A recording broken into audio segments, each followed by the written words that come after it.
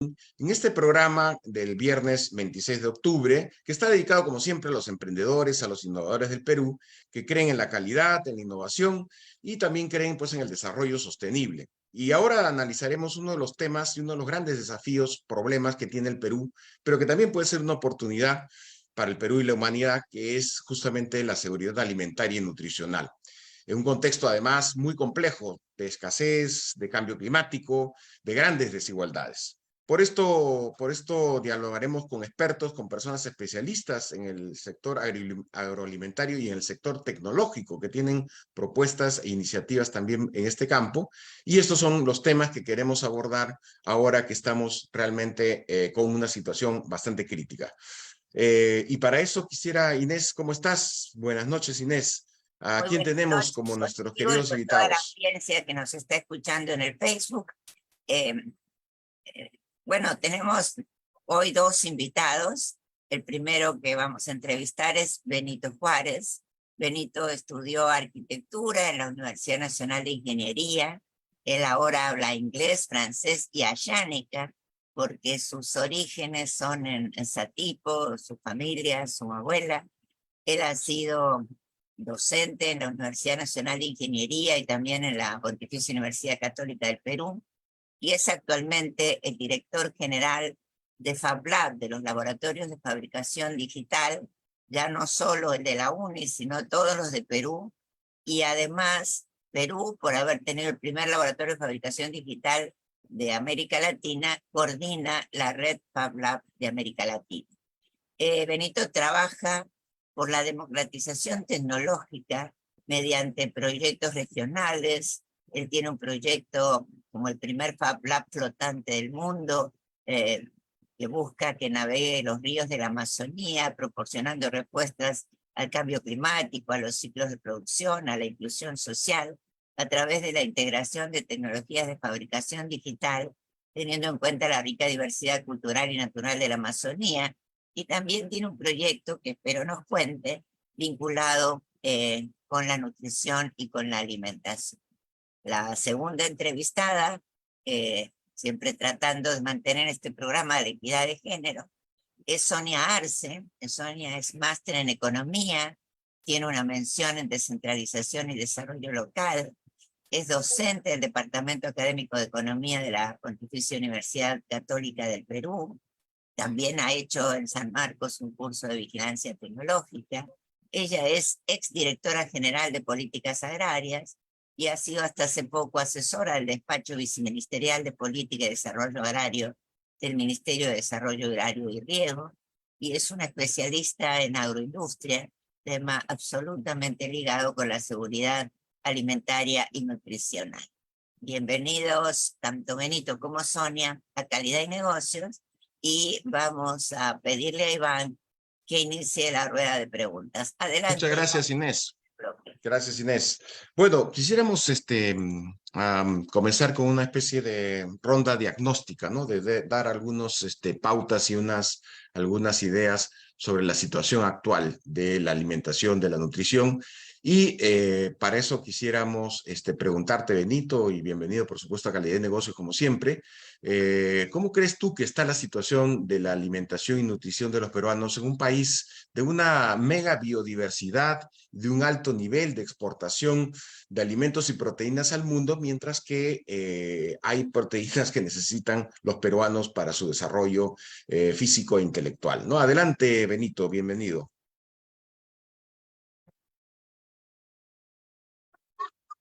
Pues, si puedes poner tu audio, por favor. No te escuchamos, Benito. Tu audio, Benito, por favor.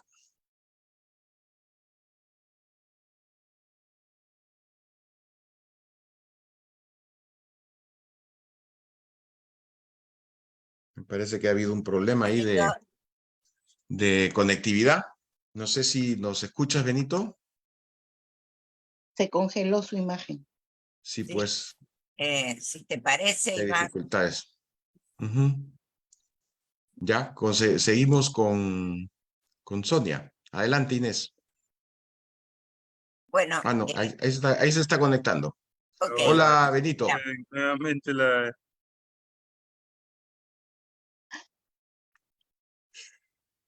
La conectividad está un poco complicada. Con tu permiso. Los inconvenientes con la red, espero. Voy a apagar ahora, ¿no? Sí.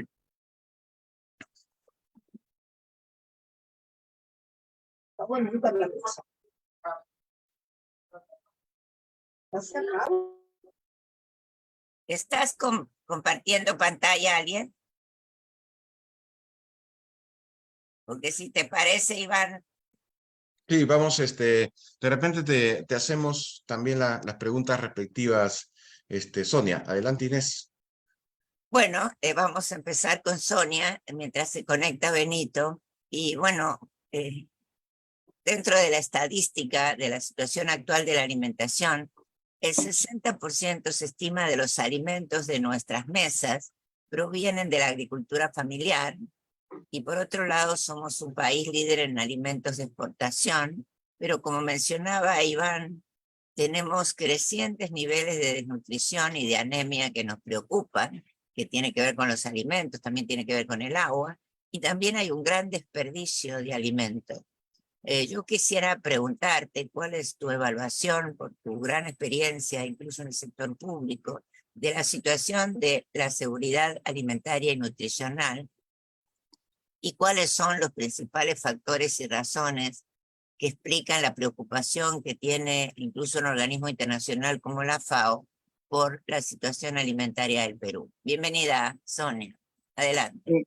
Muchas gracias, Inés. Iván, muchas gracias por considerarme para poder exponer, ¿no?, las ideas, el conocimiento que tengo sobre este tema, que espero que realmente pueda aportar.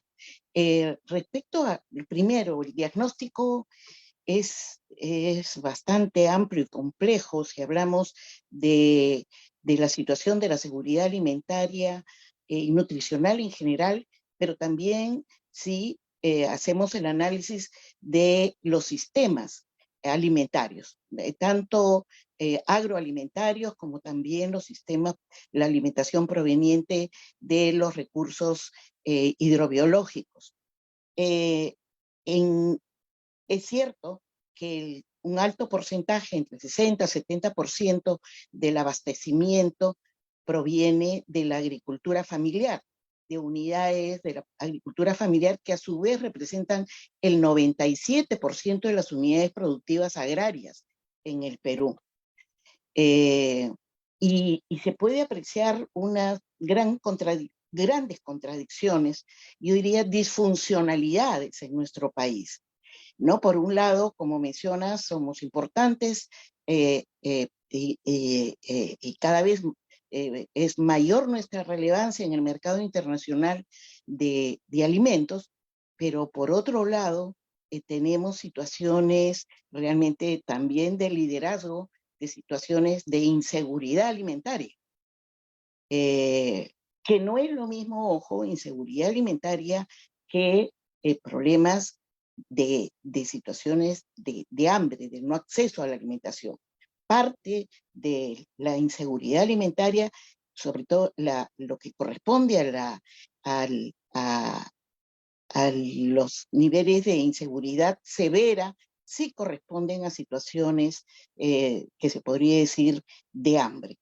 Pero hay una inseguridad alimentaria que tiene un carácter más bien intermedio, que no es propiamente de hambre, sino es más bien una inseguridad proveniente de factores como, sobre todo, de carácter económico, ¿no? La inseguridad ante vivir en situación de inseguridad en cuanto al acceso, en cuanto a los ingresos, a la disponibilidad de ingresos, es lo que también genera, ¿no?, inseguridad alimentaria.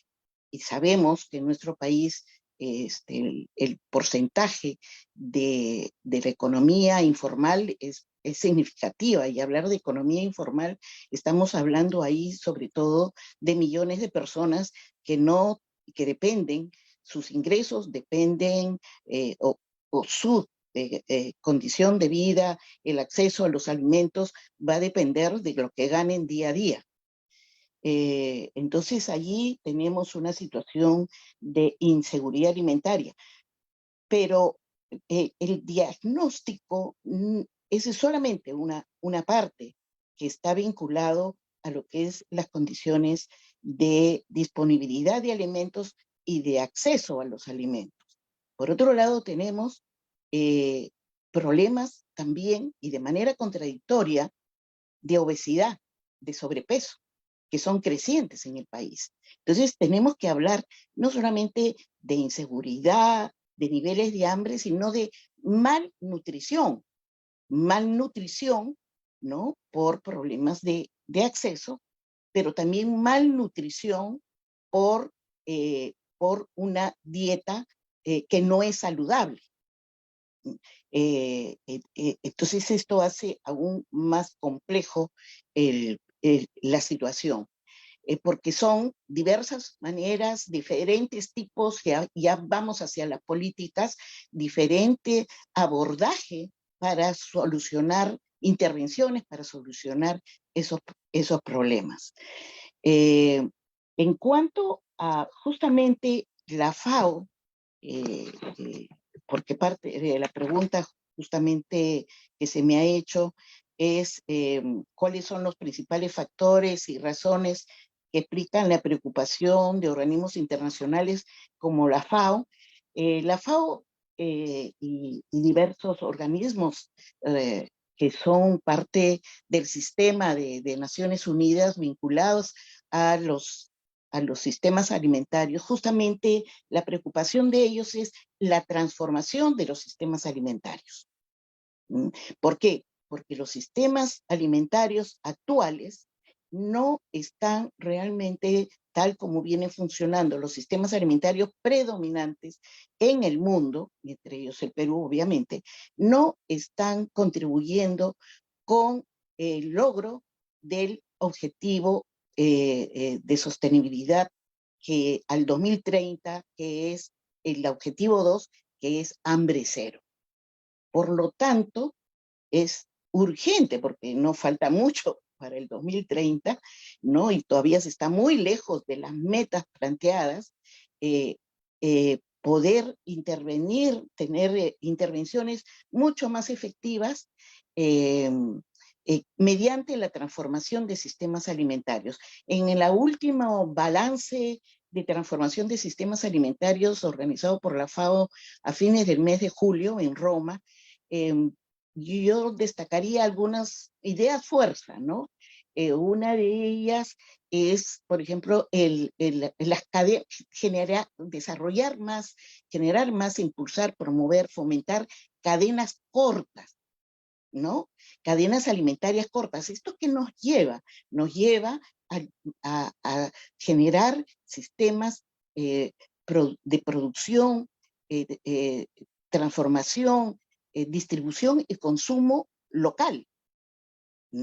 Entonces, mientras que en las décadas anteriores y hasta ahora en el Perú tenemos una dependencia alta de los alimentos importados, ¿no? Son 4 los alimentos, los productos que concentran un alto porcentaje de la base alimentaria, ¿no? El maíz, el trigo, la papa y el arroz.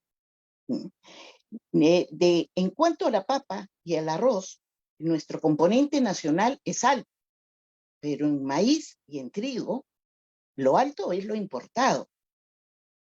Entonces tenemos que ver allí, de esos dos, ver también de desarrollar un mayor abastecimiento nacional, fundamentalmente en cuál tenemos posibilidades. En el maíz, y hablando de maíz amarillo duro, ¿no? Que es a su vez insumo sobre todo para las actividades pecuarias. Nuestra productividad de maíz amarillo duro en el país es una productividad baja, mediante intervenciones que, del uso de semillas de variedades mejoradas, que por ejemplo Linía los tiene, pero sin embargo no están siendo adecuadamente utilizadas, o sea, ahí en la cadena de abastecimiento de esas semillas mejoradas, desarrolladas por el INIA, no están teniendo una efectividad a nivel de la producción de maíz amarillo duro nacional, ¿no? Hay que ver ahí de mejorar esa cadena de abastecimiento desde la mejora tecnológica hasta la producción efectiva. Esa es una idea fuerza, ¿no? Diría yo, que es las cadenas cortas. El otro es la capacidad, mejorar la capacidad resiliente de los sistemas agroalimentarios, fundamentalmente en función a qué? A la diversificación productiva, y tiene que ver con lo que justamente acabo de mencionar también, la alta concentración en pocos productos. Y como país, como Perú, tenemos condiciones extraordinarias para lograr esa diversificación, porque hemos tenido una canasta alimentaria mucho más diversificada que la que tenemos ahora, ¿no? La modernización, entre comillas, nos ha llevado más bien a una mayor dependencia en pocos productos, cuando por razones no solamente de la biodiversidad, sino también por razones culturales, en principio nuestra diversificación, tanto productiva como de prácticas alimenticias, han sido mucho más diversas de lo que son ahora. Entonces, esta diversificación productiva da una mayor capacidad de resiliencia de los sistemas alimentarios para enfrentar situaciones, por ejemplo, del cambio climático. Y no sé si todavía tengo tiempo. No, está muy bien. Muchas gracias, Sonia, sobre esto. Esto me hace recordar también este lema que está dentro de una de las estrategias del Pacto Verde Europeo, de la finca a la mesa, ¿no? Que es una de las pilares justamente de tratar de hacer la producción, el consumo y la producción muy cerca, de manera de que la huella de carbono, ¿no es cierto?, se reduzca, que es una parte de las estrategias. Entonces, ahora que me parece que Benito ha vuelto, quisiéramos retomar la conversación con Benito. No sé si podemos, si nos escuchas bien ahora, Benito. Fuerte y claro, maestro. Muy Disculpen por bien. estos inconvenientes, pero aquí estamos de vuelta. Bueno, eso es parte también de las grandes brechas que tenemos. O sea, justamente Sonia había hecho una interesante afirmación sobre el tema de la alimentación y nutrición, y queríamos verlo, tú que estás vinculado a los temas de la biodiversidad también, pero además a la tecnología. Te habíamos preguntado cómo crees que está la situación de la alimentación, de la nutrición de los peruanos. Tú tienes una mirada también desde las regiones de la selva central, ¿no? En un país tan mega diverso, pero que a su vez la paradoja, como también lo dijo Sonia, es que tenemos alta exportación de alimentos y no tenemos suficientes proteínas para los peruanos. Adelante, Benito, con tu reflexión al respecto. Muchas gracias, maestro. Sí, efectivamente es una paradoja, es la palabra que mejor define nuestra situación nutricional, ¿no? Por un lado tenemos un país megadiverso con acceso a superalimentos en distintas regiones, como no en la Amazonía. Sin embargo, en la misma Amazonía podemos encontrar zonas con 90% de malnutrición infantil, por ejemplo. Ahora, esta situación, y esto netamente son hábitos, ¿no? Es la cultura que hemos ido adquiriendo a lo largo de los años y que de pronto vamos favoreciendo también por ciertos modelos de industrialización, ¿no? Por ejemplo, he estado en zonas donde los adultos fomentan en los niños el consumo de gaseosas, de chips, de harinas, ¿no? Que van en contra de su nutrición. Sin embargo, en sus propias comunidades encontramos frutos tan ricos en hierro como el marañón, por ejemplo, y tienen problemas de anemia, ¿no? Es un tema, en este caso, netamente cultural, pero que también lo podemos ver en otras zonas del país, donde muchas veces nos hemos acostumbrado a comer bastante, pero no necesariamente a comer bien, ¿no? Si revisamos la dieta o los menús que solemos comer en distintas provincias, vemos que efectivamente hay mucha caloría, pero poco nutriente, ¿no?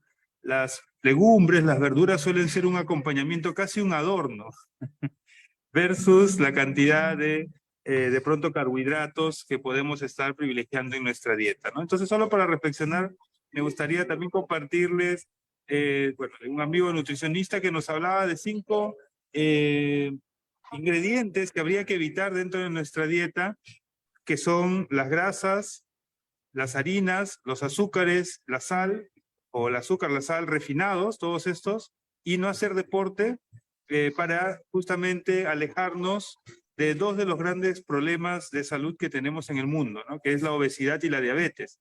Sin embargo, parece ser que las harinas, las grasas, el azúcar y la sal refinada son protagonistas de nuestra dieta, ¿no? Así que tenemos, por un lado, esta biodiversidad, megadiversidad, que sin duda es una gran bendición para nuestra seguridad alimentaria, pero por otro lado, un gran reto en cuanto a la transformación de nuestros hábitos. Gracias, Benito. Inés. Sí, yo quería retomar ahora con Benito, ya casi entrando a la segunda ronda, cómo él, que he leído su trayectoria de vida y es uno de los líderes tecnológicos del Perú, ¿cómo crees, Benito, que se pueden aprovechar los cambios tecnológicos, en especial de lo que se habla de la revolución digital, de la industria 4.0, de la que se viene la 5, para fortalecer la seguridad alimentaria y nutricional? Es decir, para cambiar esa tendencia que no está favoreciendo para nada la salud de los niños y las niñas del Perú y de los adultos, ¿no? ¿Y qué avances de esta, llamémosla, agricultura 4.0? Claro, también, como dice Sonia, puede ser la acuicultura 4.0, la ganadería 4.0, podrían contribuir a superar este tipo de problemas de los que tú mismo estás hablando y se refirió Sonia. Gracias. Excelente, maestra. Sí, efectivamente, hoy vivimos el cambio del modelo de la industria masiva estandarizada, que es la 3.0, a la masiva personalizada, que nos abre una oportunidad extraordinaria para conectar nuestra biodiversidad con la demanda en salud alimentaria, ¿no? Los requerimientos que tienen los mercados respecto a las distintas propiedades nutricionales, ¿no? o productos nutricionales.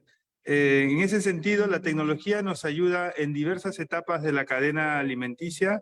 Vamos a decir, en la primera etapa, en el cultivo, de pronto para el monitoreo, con mayor precisión, mayor optimización de recursos, ¿no? En cuanto a identificar los alimentos que requieren las plantas o los distintos cultivos, el monitoreo ambiental, el monitoreo del riego. También nos permite optimizar toda la cadena logística, ¿no? Tecnologías como hemos explorado también en estudios anteriores con el maestro Iván, y gracias a los programas a los que él nos ha invitado, ¿no? A ver cómo las cadenas se pueden mejorar o la trazabilidad se puede mejorar a partir de tecnologías como Internet de las Cosas, Big Data, Blockchain, etcétera. Nos permiten hacer, digamos, un seguimiento más preciso a los alimentos y por otro lado, conectar la producción con la demanda, ¿no? Donde tenemos grandes oportunidades también para fortalecer las asociatividades, ¿no? Hay un mercado variado o con distintos, digamos, con distintos requerimientos en cuanto a la calidad del producto, en cuanto a la cantidad, y tenemos una agricultura o un sistema agrícola que no necesariamente está industrializado, ¿no? Son pequeñas parcelas en muchos casos. Entonces la tecnología nos puede ayudar también a fortalecer las asociatividades, el cooperativismo digital, digamos, para poder atender grandes demandas con productores, digamos, dispersos, ¿no? O de producción de pequeña escala, ¿no? Esa es otra forma en la que podemos conectar la tecnología con la generación de mercado o con la posibilidad de atender a mercados flexibles. Ya en los niveles más altos de la cadena, ¿no? Llegando al consumidor final, nos permite, mediante distintos sensores, que pueden ser los celulares, las computadoras, los wearables o ropa inteligente o dispositivos inteligentes, hacer un monitoreo de los requerimientos específicos de cada usuario y conectar los productos con esos requerimientos. Parte del trabajo que venimos realizando como FabLab justamente consiste en desarrollar la tecnología que nos permita, por un lado, conservar los alimentos, por otro lado, identificar cuáles son las propiedades que tiene cada alimento, y por otro lado, generar un mercado de las propiedades, ya no solamente de los productos, ¿no? De esta manera tenemos más flexibilidad para poder cultivar aquellos productos que de pronto no son tan comerciales, pero que sí son importantes para la conservación de los ecosistemas, y que a través de un sistema donde puedes ofertar las propiedades, puedes priorizar el cultivo de estas especies, que muchas de ellas están en riesgo de extinción también. Entonces, sin lugar a dudas, hoy en día la cuarta y quinta revolución industrial nos ofrecen oportunidades extraordinarias para conectar la megadiversidad con el cultivo, el desarrollo sostenible de los bosques y de las zonas agrícolas, y la demanda que podemos tener en los mercados alimentarios. Muchas gracias, Betito. Has puesto, digamos, el dedo en varios temas muy importantes, ¿no? Como estos ingredientes funcionales que ayudan precisamente a determinados aspectos de la nutrición, ¿no? Los antioxidantes, probablemente también los alimentos proteínicos, o que tienen ácidos grasos saludables. Y eso, lo interesante es esta vinculación con los temas de la revolución 4.0 o de la 5.0, que es un tema que a veces discutimos.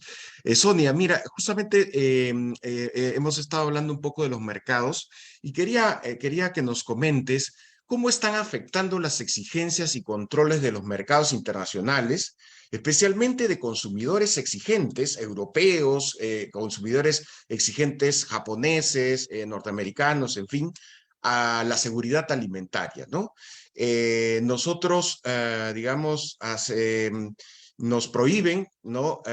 Ingresar con algunos productos a estos mercados por sus altos niveles de exigencia, de inocuidad, de trazas de químicos, ¿no es cierto? Todas son cosas, por supuesto, positivas, pero parece ser que esa misma regla no se aplicara al Perú, ¿no es cierto? Y entonces nosotros sí utilizamos, consumimos alimentos que no son necesariamente inocuos, que tienen químicos que no son tan saludables, no solamente por sus propiedades, sino por los ingredientes estos químicos que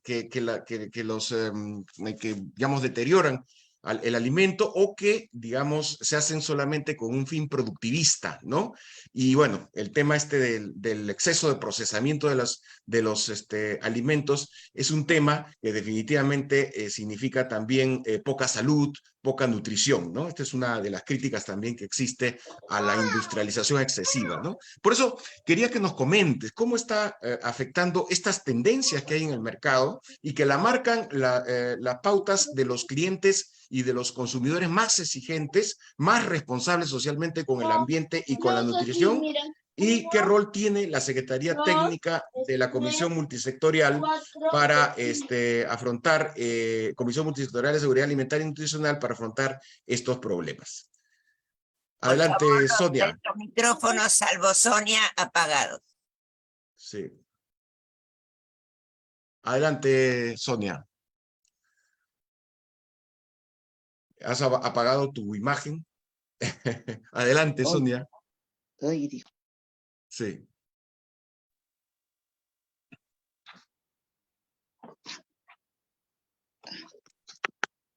Sonia, ¿puedes, Sí, ¿puedes poner tu imagen, por favor? Sí, sí, un ratito. Ay. El tema, claro, a veces con el celular, como las teclas son tan chiquitas, esto de ubicar el video y para activarlo, a veces, yo te entiendo, Sonia, es un problema, pero ya lo hiciste. Muy bien. Adelante, Sonia, sobre esta reflexión. Ya. Listo. ¿No? Ya. Yo, Iván, no hablaría de afectación, porque decir afectar tiene una connotación negativa, ¿no? Yo creo que más son los impactos positivos, y tienes mucha razón. hay una serie de empresas, de organizaciones, de productores que sí cumplen para exportar las normativas y las exigencias cada vez mayores de los mercados internacionales, en especial de Europa, pero no se cumple a nivel nacional. Eso es parte de la expresión disfuncional de nuestros sistemas alimentarios, de nuestros sistemas productivos, ¿no? Van por cuerdas separadas. Y fundamentalmente estas exigencias que lidera además a nivel internacional, esto es Europa, ¿no? Generalmente una serie de procesos, de procedimientos que se van implementando a nivel global comienzan en Europa. Yo recuerdo muchísimo cómo empezó las buenas prácticas agrícolas. Empezaron en el año 98, 97, 98 en Europa y fue por iniciativa de supermercados que a su vez tenían reclamos y exigencias cada vez mayores de sus clientes, ¿no? Por tener seguridad sobre la inocuidad de los alimentos. Entonces, los supermercados se aliaron, vieron la necesidad de exigirle a sus proveedores locales, ¿no? El cumplimiento de buenas prácticas en la producción agrícola. Y lo recuerdo muy bien porque justo lo leí y tuve una exposición ahí al poco tiempo y lo mencioné, ¿no? Como una noticia a la que había que hacer el seguimiento porque eso se iba a globalizar. Y se globalizó en muy poco tiempo, ¿no? Ya por los años 2002, 2003 ya se había internacionalizado, se había globalizado y ya no solamente se exigía a los proveedores locales, sino también a los proveedores internacionales. Otro corriente también es la de los productos orgánicos. También nace a partir de los consumidores, nace del mercado. ¿Mm? Y eso, ¿qué nos da a entender? Que aquí en el Perú también, de donde tenemos que nacer la exigencia de cumplimiento de la inocuidad, porque a nivel normativo está normado, ¿sí? Pero no se está cumpliendo. Entonces, como consumidores, tenemos que ser más exigentes al respecto. Y esa es una práctica social que podemos ser exigentes en otros aspectos, pero a veces en lo que es fundamental, como es la alimentación, no estamos siendo exigentes como consumidores. Felizmente ya se están dando una serie de acciones como son los análisis, digamos, de parte, ¿no? Independientes, que están demostrando niveles altos de la presencia de agroquímicos, de residuos en los alimentos, que también los hace SENASA, ¿no? Pero ahí varía mucho también por valle esos niveles de presencia de residuos, sobre todo de agroquímicos. Entonces, allí el tema es qué es lo que está fallando, ¿no? ¿Por qué en unos sistemas, y ojo, en sistemas que es de exportación, en donde no solo los productores, los centros de empaque, las empresas exportadoras, SENASA, o sea, hay todo un sistema afinado, articulado, ¿no? Que cuida de esa inocuidad de los productos que van al exterior. Que también hay algunos problemas de rechazo que tenemos por eso, ¿no? Pero mayormente se cumple. ¿Por qué ese sistema no está funcionando a nivel nacional? ¿Sí? Y allí veamos a quién, a nivel del Estado también, en principio la responsabilidad es SENASA, pero veamos el modelo cómo opera, ¿no? De la control, la fiscalización. Si revisamos el programa presupuestal 0041, que es el de inocuidad alimentaria, ahí vemos que la competencia más bien de control es de gobiernos locales. Entonces, ahí hay que revisar los niveles, no solamente de competencia, sino los procedimientos, las intervenciones, cómo se tienen que realizar. Los gobiernos locales a nivel de recursos, sobre todo a nivel rural, porque estamos hablando de producción agropecuaria, estamos hablando a nivel rural, son municipios que tienen presupuesto muy limitado. Y a nivel técnico, también sus capacidades como para poder hacer acciones, intervenciones de control, de fiscalización de los niveles de inocuidad de los alimentos, también es limitado. Las direcciones regionales de agricultura tienen también muchas limitaciones de carácter presupuestal y de carácter también técnico. Entonces, esto hay que repensarlo, hay que rediseñarlo y tener no solamente basta la norma, sino también procedimientos, mecanismos que sean efectivos para garantizar la inocuidad de los alimentos para la población nacional. También preguntaba sobre la COMSAN. La Comisión Multisectorial de Seguridad Alimentaria y Nutricional fue conformada en el año 2012, o sea, ya tiene 11 años de vigencia. Es una comisión pública integrada por representantes del sector público de diversos ministerios y también por la sociedad civil. Por ejemplo, está Conveagro, está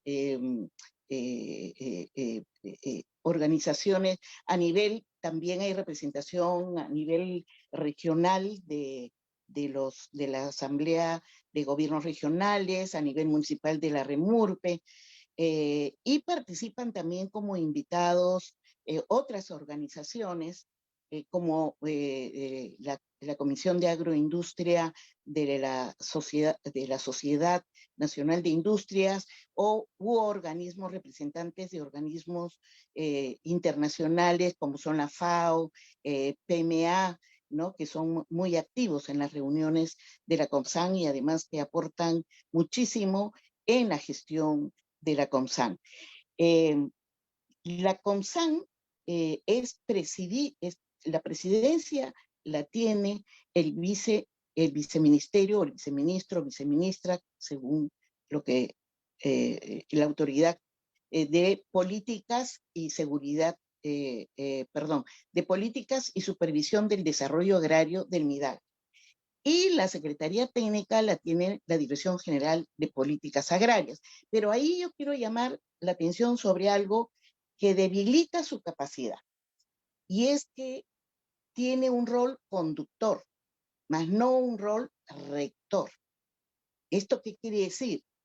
Al ser conductor es básicamente un rol de coordinación, más, y además las decisiones mismas de la COMSAN no son, por lo tanto, vinculantes.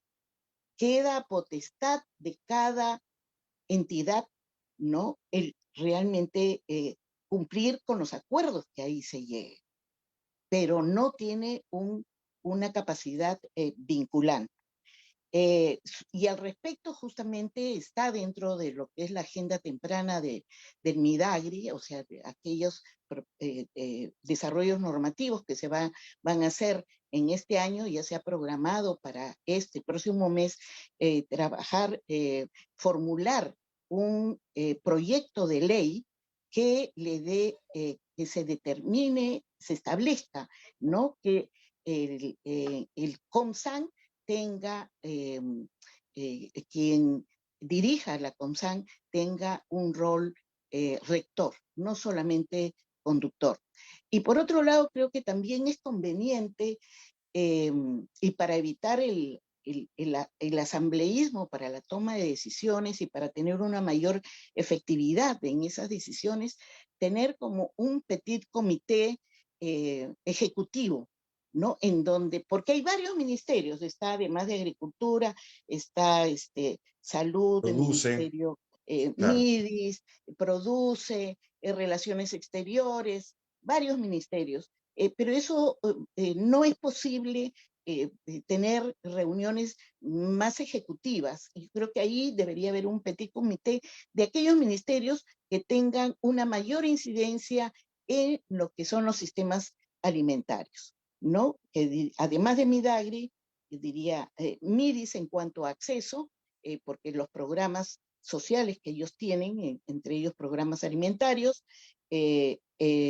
Ministerio de la Producción, ¿no? Perdón, Sonia, una repregunta. En la secretaría que tú has participado y has colaborado sobre estos temas, digamos, vinculados a la inocuidad de alimentos y la seguridad alimentaria, ¿cuáles son los temas de agenda que son más importantes? Es decir, ¿cuáles son los insumos que pueden generar dificultades o problemas para la seguridad alimentaria o que, digamos, justamente son objeto de la preocupación? Si En nos estos podrías momentos, ejemplificar con 2 o 3 de los que son objeto de preocupación de esta comisión. no solamente es tema de preocupación, sino de acción. Es la actualización de la política de seguridad alimentaria y nutricional, ¿no? Lo que existe actualmente, está todavía vigente, es la estrategia de seguridad alimentaria y nutricional, ¿no? Que tenía un horizonte 2013-2021, pero cuando se aprobó la ley de seguridad alimentaria y nutricional, nos estableció que hasta que no se actualice como política, como nombre política, hasta que no se actualice esa estrategia sigue vigente. Si bien normativamente sigue vigente, está desactualizada, ¿ya? Por lo tanto, allí se ha trabajado también con el apoyo de la FAO, ¿no? A comienzos de este año, una hoja de ruta, ¿no? Para abordar de manera inmediata una serie de intervenciones. Y mientras además se avanzaba con el proceso de actualización, que dicho sea paso empezó en el 2020, pero por el tema del COVID y después se formuló lo que se llama el primer entregable en lo que es el proceso de formulación de políticas públicas. El primer entregable consiste justamente en la delimitación y enunciación del problema público. Se formuló una primera versión, se envió a CEPLAN. CEPLAN se demoró, se tomó su tiempo en hacer las observaciones.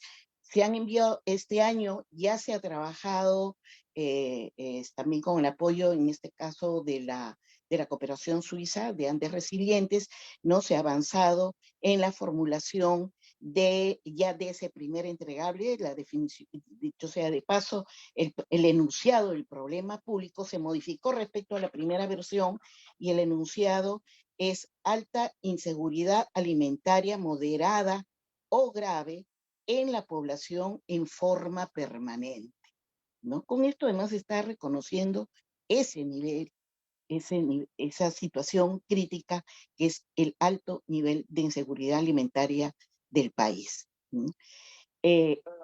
Pero este proceso toma su tiempo, ¿no? Se proyecta terminar la formulación a fines del 24 y la aprobación el 2025. Entonces, pero la situación es crítica, ¿no?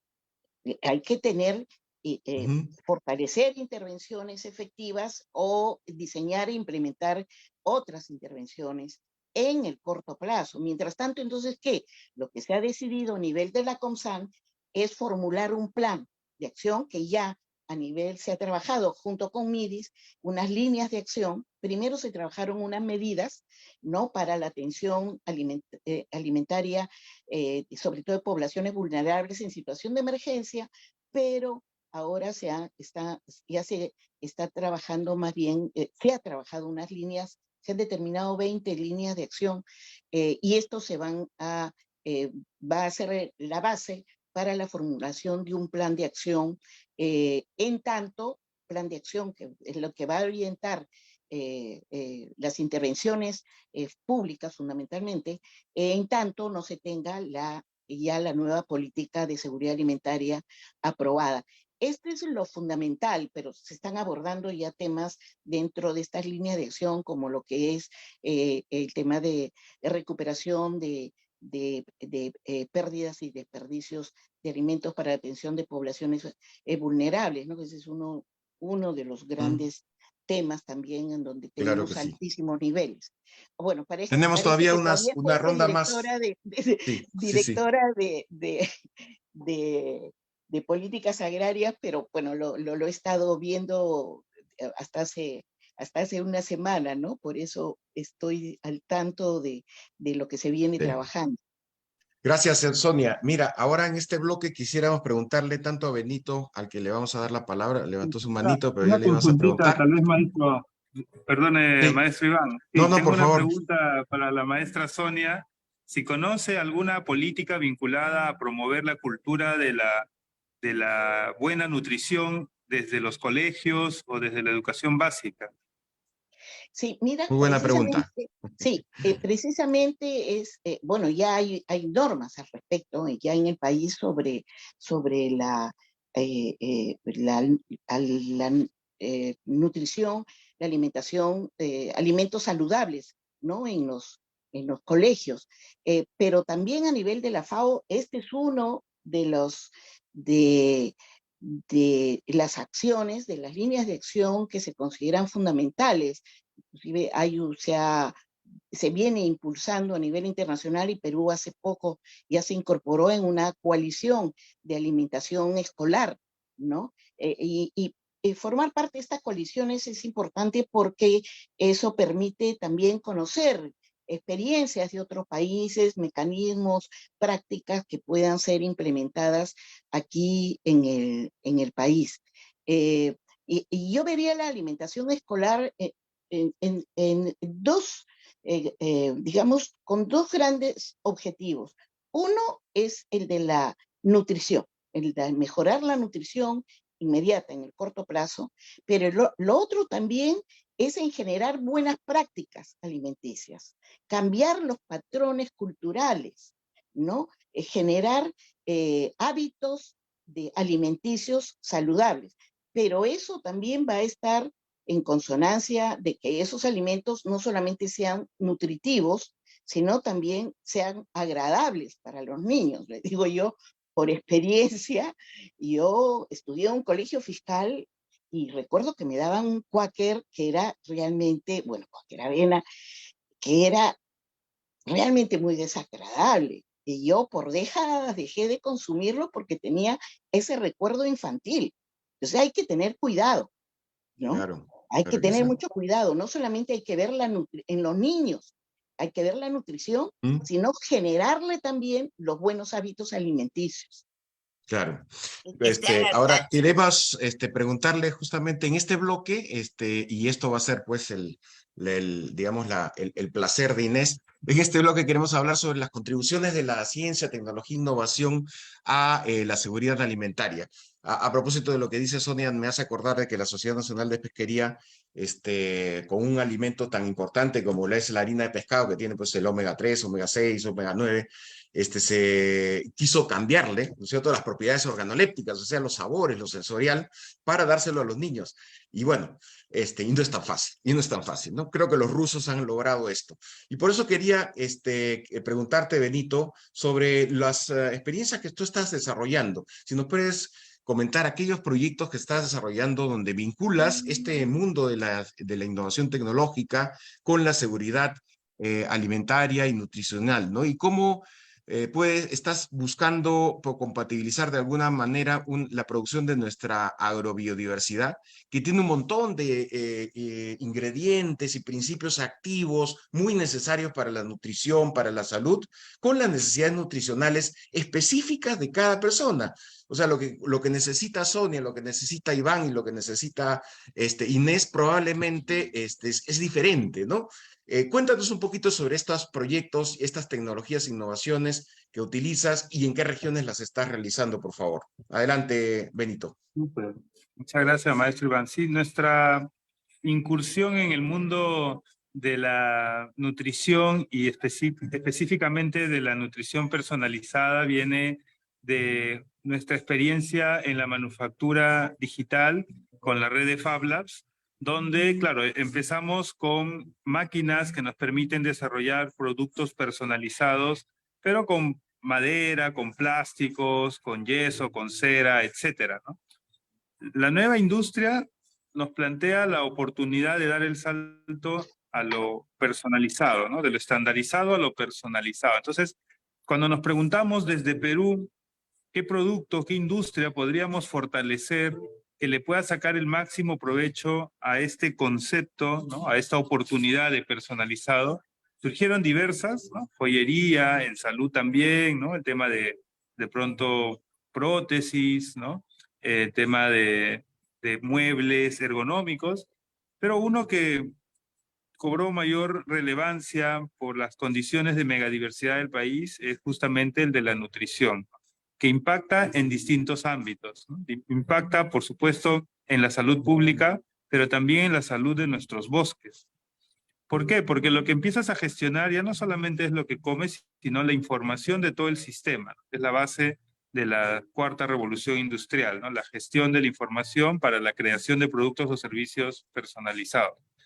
Entonces, ese es el concepto con el que nace y hemos aplicado este concepto a, por un lado, la fabricación de nutrientes en casa, utilizando bioreactores que de manera controlada, ¿no? Con microorganismos pueden inducirse la fabricación o la producción de determinadas vitaminas, por ejemplo, pero también lo estamos aplicando directamente sobre los productos o los superalimentos que ya tenemos, ¿no? Es decir, donde no necesitas producirlo en casa, sino que ya la naturaleza nos lo brinda. Y lo que hacemos más bien es gestionar, por un lado, la conservación mediante tecnologías para la liofilización, que también es otro aspecto que creo que deberíamos fortalecer como país, ¿no? Estas tecnologías para conservar los productos o los alimentos y sus sabores y todas sus propiedades sin la necesidad de utilizar conservantes o químicos, ¿no? O algún agente externo artificial, ¿no? Eso por un lado. Por otro lado, otra tecnología muy importante a desarrollar son las que nos permiten identificar las propiedades de cada alimento. Y de hecho hay un reto dentro de la red Fab Lab que es cómo desarrollamos ese sensor para que tú lo tengas también contigo, que lo puedas llevar a un restaurante y sepas si lo que te están dando realmente es saludable o no, ¿no? En tiempo real. Esa es otra de las líneas, toda la sensórica, digamos, para identificar las propiedades de los alimentos.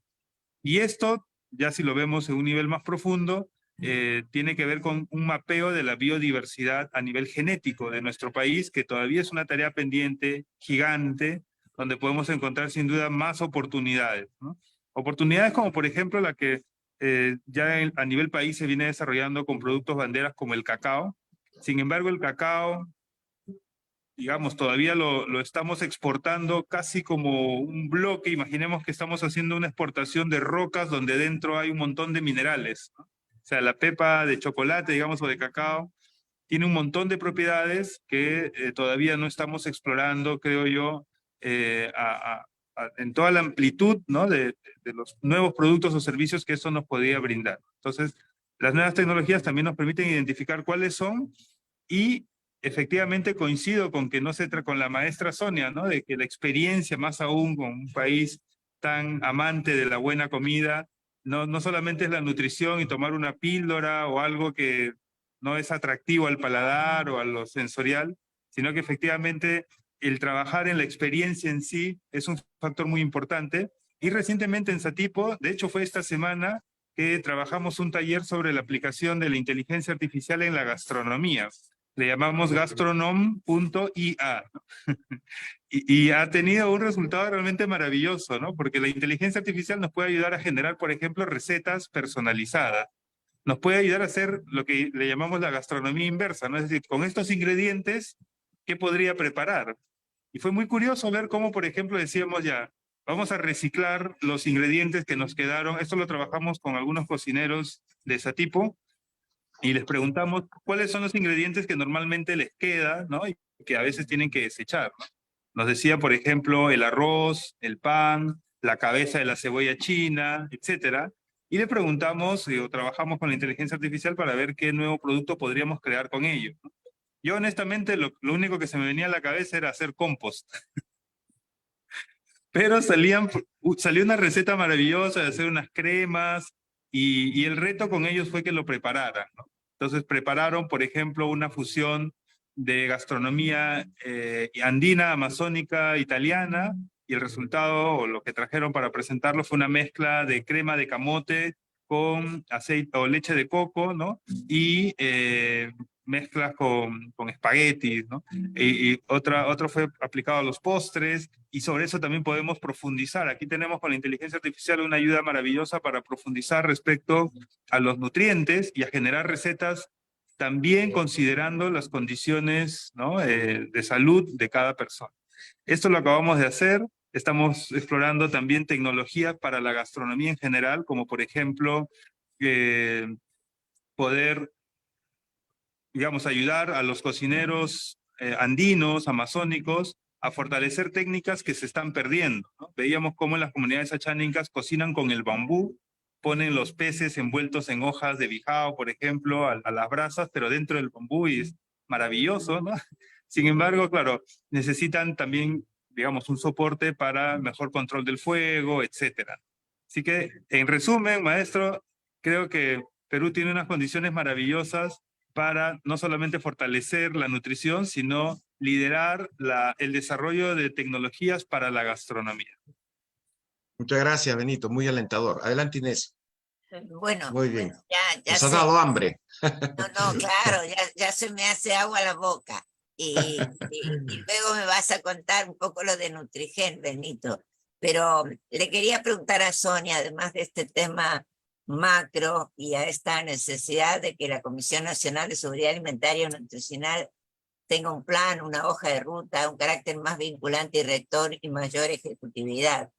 Tú decías que se creó en el 2012, yo estuve cuando estaba todavía en marcha la transformación del Instituto Tecnológico Pesquero, estuve en los inicios y me parece que es una entidad importante para un tema tan vital como es el de la alimentación, porque alimentación es salud, alimentación también tiene que ver con que puedan ser buenos alumnos y que capten mejor todas estas tecnologías de las que habla Benito. Yo por eso quería preguntarte, ¿cómo crees tú que pueda ser aprovechado este cambio tecnológico y la innovación, tanto para contrarrestar los efectos del cambio climático? A veces en un lugar donde se producía un determinado bien, ahora ya no, porque la temperatura es distinta, tenemos que usar otra cosa. Ayer nos explicaban, por ejemplo, la importancia que tienen los frijoles, que se adaptan más fáciles a distintas condiciones climáticas, pero justamente cómo pueden aprovechar estas tecnologías como lo que está haciendo Benito con los pequeños productores de las diversas regiones. Y en ese sentido, ¿qué rol cumplen instituciones? Tú mencionabas los gobiernos locales, que debieran tener más recursos para este tema tan crítico como es la alimentación, y por otro lado, cómo estos gobiernos locales pueden vincularse más, no solo con el INIA o con las universidades o con el Instituto de Investigaciones de la Amazonía Peruana, sino con lo más descentralizado, que son los institutos de educación superior tecnológica, los CEPROS, e incluso con las escuelas primarias o medias, donde el tema de la alimentación debería ser un tema que se trabaje mucho más con los alumnos y con los padres de familia. Y bueno, siempre cuidando que el alimento sea rico y también sea inocuo, y en ese sentido un rol de repente más descentralizado, más cercano a los territorios de SENASA. Adelante, Sonia. Disculpa lo larga de la pregunta. Sí, justamente te iba a decir que el tiempo no me va a dar, pero vamos a ver. Y es más, quisiera complementar también sobre los procesos, ¿no? Los procesos industriales, los procesos de transformación, el procesamiento de por sí no no afecta necesariamente las condiciones nutricionales. de los alimentos. La transformación es, además, es importante para la conservación de los alimentos y alargar el ciclo de vida, ¿no? de los alimentos. El problema que hay actualmente es en lo que se llama procesos, los alimentos ultraprocesados, ¿no? Allí es donde inclusive hay estudios que ha hecho la misma Organismo Mundial de Salud, ¿no? Sobre la incidencia de los alimentos ultraprocesados en el problema que hay de sobrepeso y de obesidad, ¿no? En los alimentos procesados, tú puedes diferenciar un alimento procesado, el origen animal, vegetal de los alimentos. En el ultraprocesado son procesos industriales que no te permiten identificar el origen, ¿no? Pueden ser hasta sintéticos, ¿no? Y que no necesariamente van a contribuir con la nutrición de las personas. Respecto a lo que vendría a ser ya el tema tecnológico, pero sobre cómo puede contribuir además en estos, lo que ya, en lo que la orientación general, yo estoy de acuerdo de la FAO en lo que es la transformación de los sistemas agroalimentarios. Yo me iría de manera, para verlo de una manera más práctica, al reto que tenemos en estos momentos en el país con lo que son las compras estatales a la agricultura familiar. Ya hay el marco normativo, está la ley, está el reglamento, ya hay inclusive una denominación para la agricultura familiar para que puedan acceder a las compras estatales, ¿no? Y hay metas que cumplir, obligatorias, por parte de los programas que compran, que adquieren alimentos, ¿no? Los programas alimentarios del Estado. Y esa meta es 10% de sus ventas, de sus compras mínimos el año pasado por parte de esas entidades públicas. Este año la meta es 20% y a partir del próximo año la meta es 30%. Miren, no es relativamente, si vemos, no se está hablando del 50, el 80%.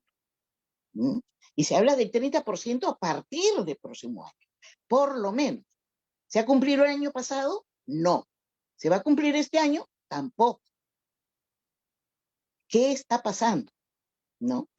Ahí tenemos problemas tanto por el lado de la oferta como por el lado de la demanda, ¿no? Por el lado de la oferta es las capacidades de los productores y de sus organizaciones para cumplir con aspectos de inocuidad, porque no solamente es tener el volumen, tener la cantidad, sino también cumplir con la inocuidad, porque la inocuidad debe ser, los niveles de inocuidad mínimos permitidos, debe ser lo mismo para una pequeña como una gran empresa. No. ¿Dónde debe de estar la diferencia? En los requisitos, más que nada, de carácter administrativo, y allí, organizacionales, ¿no? Y allí es donde se ha tenido que hacer una adecuación también de la normativa de SENASA al respecto, que ya se han hecho esas modificaciones, pero todavía no hay una capacidad suficiente por el lado de las organizaciones de productores de agricultura familiar para poder acceder a este mercado. Por el otro lado, tenemos, por el lado de la demanda, o sea, de las entidades públicas que compran, es cambiar el chip, ¿no? Es mucho más fácil, pues, comprarle a una empresa que está en el mercado, que ha venido abasteciendo a los programas, ¿no? El riesgo allí es menor que comprar a organizaciones de productores que recién están entrando a ese mercado. Y allí es donde la tecnología es fundamental.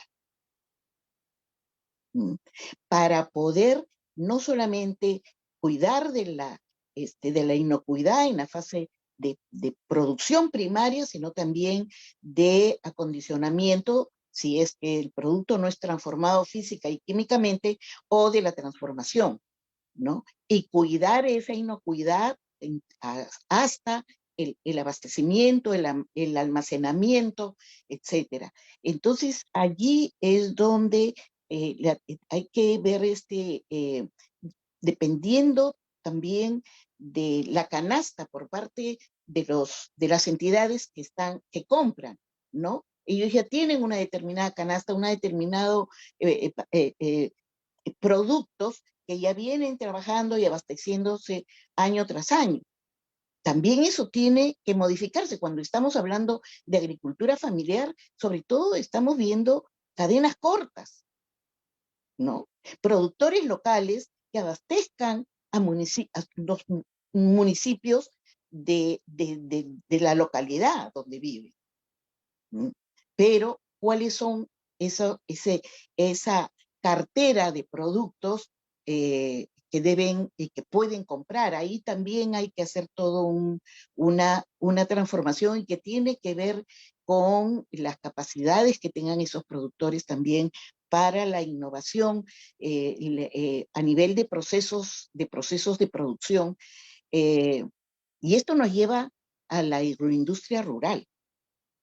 Y ahí tenemos grandes limitaciones en lo que es el desarrollo de la agroindustria rural, desde problemas de energía, ¿no? Porque cuando se hace los proyectos para el abastecimiento de energía, se piensa en la energía doméstica, más no en la industrial a nivel rural, ¿no? Entonces se prende un motor de un molino y el pueblo se quedó sin luz. ¿Mm?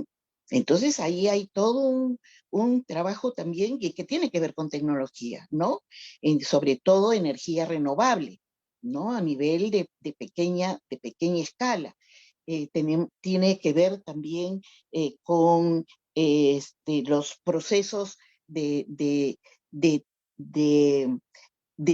no solamente de transformación, sino también de adecuación de los productos de tal manera que a pequeña escala no permita a estas organizaciones de productores poder abastecer a los programas sociales, a los administrados sea por MIDIS o por los municipios.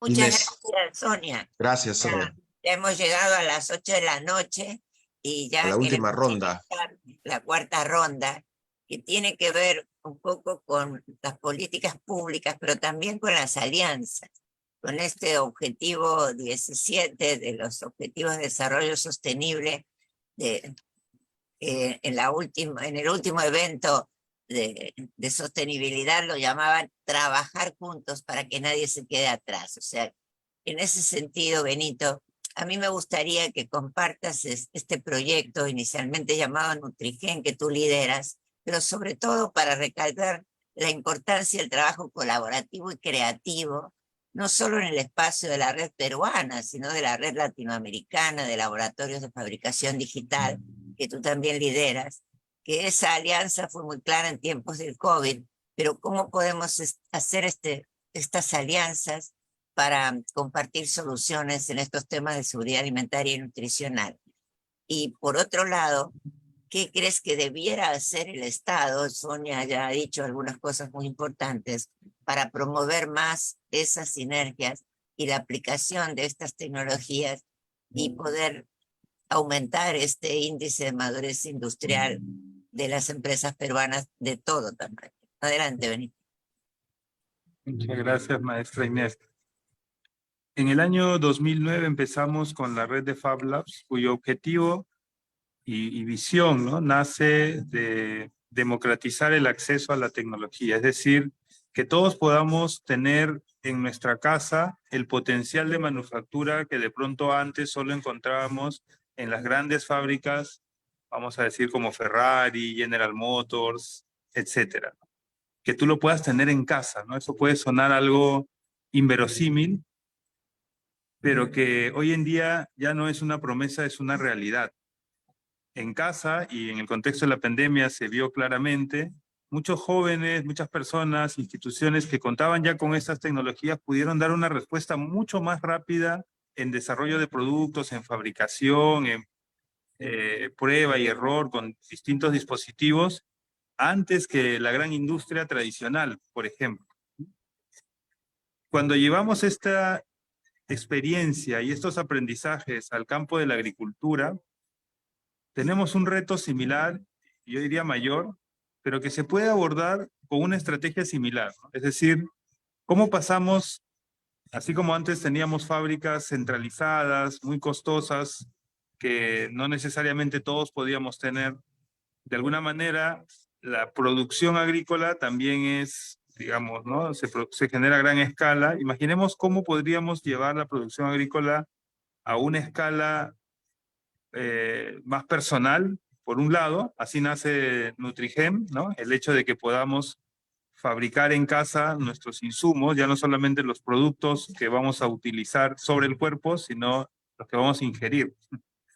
Pero por otro lado, también pensamos en el contexto del campo y de las zonas rurales, cómo llevamos la tecnología a estos contextos, ¿no? Cómo pasamos del modelo que bien ha desarrollado y planteó la maestra Inés, revolucionando el campo de la innovación y la tecnología en el país con los centros de innovación tecnológica, cómo llevamos ese modelo a un nivel mucho más bajo, que serían ya las redes de innovación tecnológica, donde no hay un centro, sino hay múltiples centros en cada campo, en cada parcela, en cada chacra tienes tu red o tu laboratorio de innovación para cualquiera que sea el producto que estás desarrollando. En esa línea estamos generando tecnología para el agro. Hay un montón de productos que podemos producir nosotros mismos con nuestras tecnologías, bueno, en este caso dentro de los laboratorios de manufactura digital, y que los pueden aprovechar los agricultores para la cosecha, para la siembra, para el monitoreo, para el empaque, para los moldes. Acabamos de hacer un taller hermoso sobre moldes para chocolate, con tecnologías tan sencillas, ¿no? Tan al alcance de todos. Se lo llevaron desde niños de 12 años, productores de cacao, ¿no? Hasta personas de adulto mayor. Y ahí está, ¿no? El democratizar, ese sentido de democratizar. Y luego también pensando en las asociatividades, cómo generamos estas redes, ¿no? De laboratorios, vamos a decir, de agricultura 5.0, que se puedan unir para ofrecer servicios cada vez más complejos, de Perú al mundo, ¿no? Y finalmente, cuando hablamos de las políticas, creo yo, más que pensar en una solución de arriba hacia abajo, nuestra experiencia en tecnología es que la tecnología se mueve mucho más rápido que las políticas y que, por el contrario, desde la tecnología buscamos inspirar para que justamente el gobierno cuente con las herramientas para llevar a cabo sus objetivos, ¿no? Y en ese sentido, tomando como ejemplo también la revolución gastronómica en el país, creemos más en la cultura de la innovación, ¿no? Incluso más que en un ministerio de innovación, en la cultura de la innovación, en que así como ahora tenemos restaurantes en cada esquina, tengamos laboratorios de innovación de lo que sea, en cada esquina y en cada parcela. Muchas gracias, Benito. Y la última pregunta para Sonia. Ya nos hemos pasado, pero siempre es interesante conversar con gente como ustedes que sabe mucho de estos temas. ¿Cuáles son tus principales sugerencias de medidas y políticas públicas para consolidar, afianzar la seguridad alimentaria y nutricional, ¿no? Algo te mencionó Inés sobre el tema del cambio climático. Definitivamente eso seguro que tiene un impacto en la seguridad alimentaria, ¿no? Porque muchos de los alimentos comienzan a escasear, ¿no es cierto? No solamente para la producción para terceros, sino para el autoconsumo o para la nutrición misma.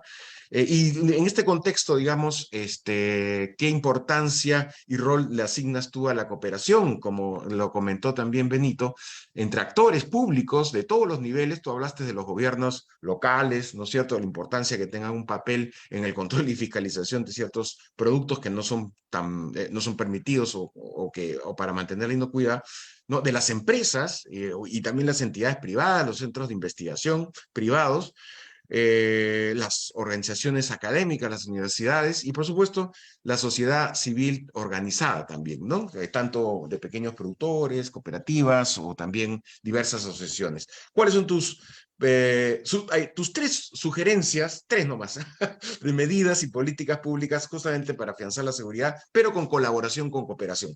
Adelante, Sonia, y en tu última intervención. Gracias. Sí. Allí veríamos a nivel de, tendríamos que ver en el corto plazo, con el sentido de urgencia, qué medidas políticas a nivel en el corto plazo, ¿no? Allí yo diría que lo que puede ser más efectivo es promover, fomentar más lo que es la reducción y la recuperación de alimentos, la red de pérdidas y desperdicios.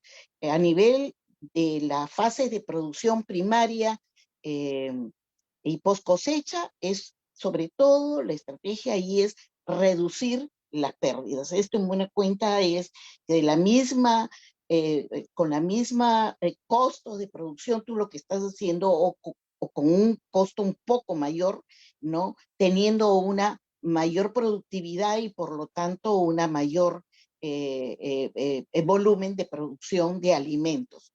Y a nivel ya de las fases de distribución y de consumo, ¿no? Especialmente a nivel de la distribución, lo que es la recuperación de alimentos, que ya se viene dando, ¿no? Pero hay que incrementar esas intervenciones y sobre todo se viene dando por parte de iniciativas privadas, también de algunos municipios, pero es sobre todo la sociedad civil, las empresas a través de banco de alimentos y otro tipo de intervenciones que están recuperando alimentos para orientarlos hacia las ollas comunes, inclusive organizaciones de ollas comunes que están haciendo recuperación de alimentos en los mercados, especialmente en el mercado, aunque es el mercado mayorista, ahora la municipalidad la que está haciendo la recuperación y la distribución a nivel de las ollas comunes que antes lo hacía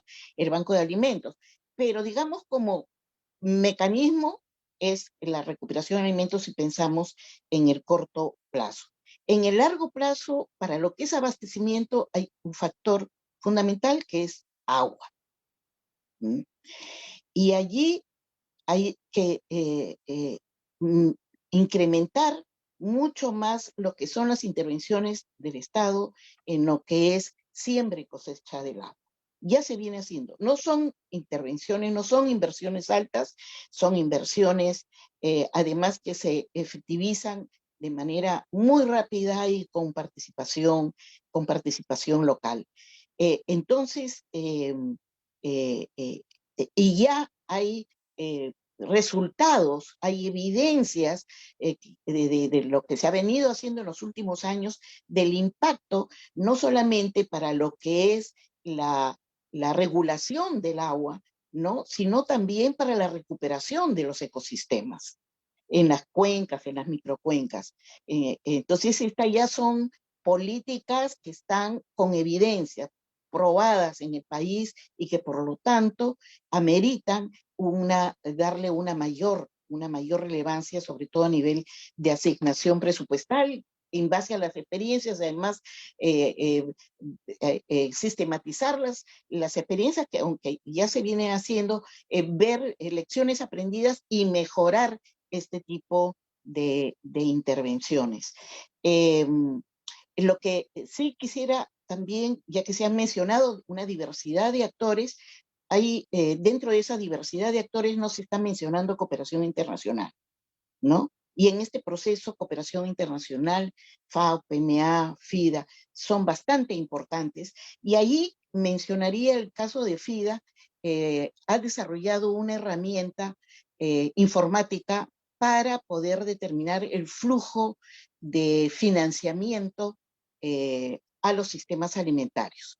Se viene aplicando a nivel piloto. Perú es uno de los 5 países a nivel mundial, ¿no?, que se está aplicando. Ya se acaba de terminar, que se ha hecho a partir de el análisis de la determinación del flujo de financiamiento, con la ventaja en el Perú, que tenemos un sistema presupuestal, yo diría, óptimo, ¿no?, con un sistema que tiene sobre todo una herramienta informática que facilita muchísimo la aplicación de esta herramienta que ha diseñado el FIDA, pero se ha aplicado solo a nivel de lo que es presupuesto de las entidades de nivel nacional. Todavía no se ha hecho a nivel subnacional. De lo que ya se ha avanzado en la aplicación, estamos viendo cómo lo que es sistemas alimentarios, que comprende no solamente el presupuesto público para programas alimenticios, para todo lo que es el fomento, la promoción de la producción agrícola, pesquera, sino también se aplican ratios, por ejemplo, a lo que es presupuesto para el desarrollo de infraestructura vial. El monto total que se está asignando para lo que es sistemas agroalimentarios es muy inferior a lo que se aplica para, por ejemplo, para salud, para educación, ¿no? Entonces, esta información nos debería de permitir orientar mejor la asignación presupuestal para lo que es sistemas alimentarios en particular, y en general para la seguridad alimentaria y nutricional. Muchas gracias, Sonia. Y bueno, ya llegamos al final. Creo que ahí quedan muchas lecciones, muchas sugerencias. Ha sido un programa muy, muy interesante. Gracias, Sonia. Gracias, Benito, por tu participación. Y yo quisiera dejar finalmente a Inés para que nos pueda comentar qué tenemos el próximo 3 de noviembre, el próximo Bueno, viernes con Calidad de Negocios. antes de hablar del próximo viernes, yo también quiero agradecerle mucho a este tema. Efectivamente, el tema de la alimentación es un tema crítico. Han quedado muchas cosas que pudiéramos haber seguido queriendo conversar, pero muchísimas gracias a ustedes y a los amigos que nos han acompañado. En esta sesión hemos tenido mucha gente de provincia. Gracias, Gabriel, que estás desde Piura, y algunos otros que nos han acompañado en el Zoom y en el Facebook. El viernes 3 de noviembre, bueno, vamos a seguir conversando sobre estos desafíos del desarrollo económico sostenible y competitivo. Y hoy se ha relevado otro tema, que así se llama nuestro programa, que es la importancia de la calidad, como lo es la inocuidad y, por cierto, el avance tecnológico. Entonces los esperamos el 3 de noviembre aquí en Calidad de Negocios a las 7 de la noche para seguir impulsando el desarrollo de un ecosistema emprendedor y sostenible y compatible con el ambiente, que a pesar de las dificultades que vivimos es posible, y las experiencias que nos cuentan, estas experiencias que nos compartía Benito de ese tipo, son alentadoras para seguir creyendo que esto es posible. Hasta el viernes 3 de noviembre, feliz Día de la Canción Criolla. Eso, Así de que la canción criolla. disfrutemos este 31 de octubre. Hasta pronto. Adiós. Gracias, nos vemos, adiós, hasta el próximo viernes. Gracias, Sonia, gracias, Benito. Gracias. Gracias. Adiós. Gracias al equipo de producción también. Ya cerramos la grabación. Buenas tardes, buenas noches.